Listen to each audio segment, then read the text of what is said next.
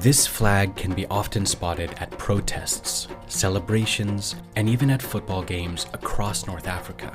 But it doesn't belong to any one country, region, or organization.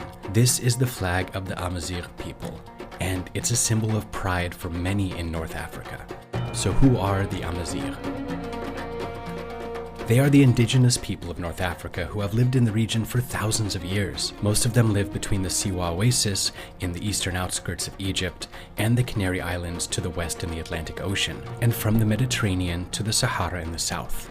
Their flag was adopted in 1997 by the Amazigh Congress, a body established to defend their rights, and it symbolizes unity and cultural renaissance. The blue is the Atlantic Ocean and the Mediterranean Sea. The green is Tamazight, the land they come from, and the yellow is for the desert. The red Yaz symbolizes a free man, which is also the meaning of the word Amazigh. Even though North Africa is regarded as predominantly Arab, more than 30 million Amazigh live across the region, and they face a number of challenges.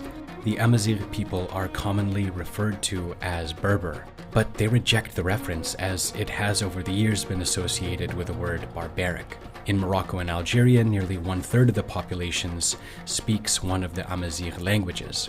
Tamazight was the main language of North Africa before the Muslim conquest in the 7th century brought Arabic to the region.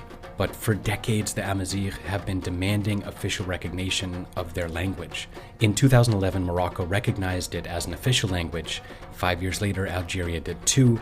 Both countries have also recently started teaching Tamazight at public schools. These changes marked an ease in tensions between the Amazigh and their respective governments, but the Amazigh struggle goes beyond language. After the independence of the Maghreb countries, the Amazigh identity has been controversial, sparking heated political debate and protests. Kabylie activists blame Algerian authorities for their marginalization since the country's independence from France in 1962.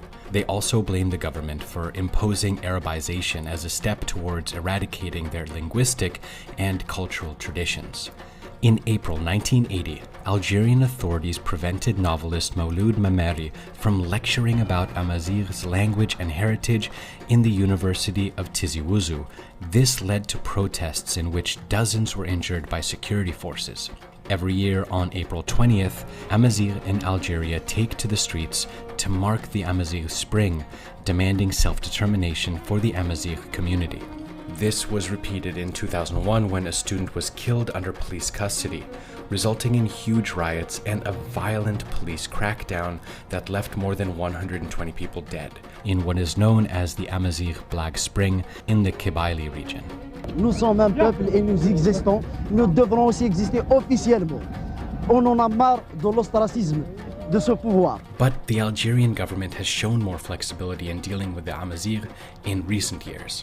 In 2018, Algeria declared the Amazigh New Year as a public holiday. The government has also shared official communications in both Arabic and Tamazight for the first time in 2018. In Morocco, a growing number of Amazigh are taken to the streets in the Rif region, which is home to most of the community. In October 2016, protests began after a fishmonger was crushed to death in the town of El Hoceima by government workers. The protests developed into a movement calling for economic justice in the underdeveloped region. The movement was also supported by the Amazigh diaspora, who organized demonstrations to call for the release of hundreds of activists arrested by Moroccan authorities. In Libya, Tunisia, and Egypt, the Amazigh communities are still struggling for language recognition and cultural rights. Despite the challenges, the indigenous Amazigh have remained an unyielding community, and their vibrant culture continues to live on across the region.